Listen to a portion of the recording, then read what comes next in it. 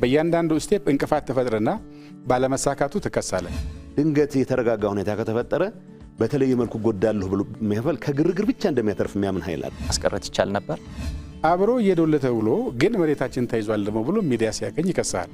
እኛ ለምንበት የሆነ ነገር ተደረገ መንግስት አስረክበው መጡ እና የሚሉት ወሬ አለ።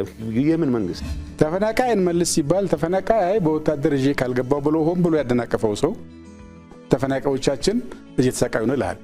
እውቅናን በተመለከተ ያለው ሁኔታ ምንድነው? ፓርቲ ሰራዊት የለው በቃ የህወሓት ሰራዊት ስለተባለ የህወሓት ሰራዊት ይዤ ልቀጥላለሁ ሊሆን አይችልም።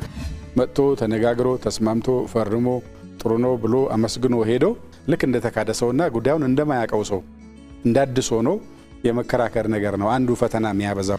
ይሄ ለምን ሆነ? ምንድነው ምክንያቱ? አዲስ ጽሁፍ ማንበብ ያልቻለ ሰው ድሮ ያጠናትን ነገር ይዞ ነው መቀጠል የሚፈልገው። ቃላት ጭምር ሳይቀይር መኖር ከቻለ ለአሁኑ ትውልድ ኦብሶሌት ነው፣ ምንም ርባና የለውም ማለት ነው። አዲስ ፓርቲ ያዋቀራችሁ ነው የሚባለው ምን ላይ ደረሰ?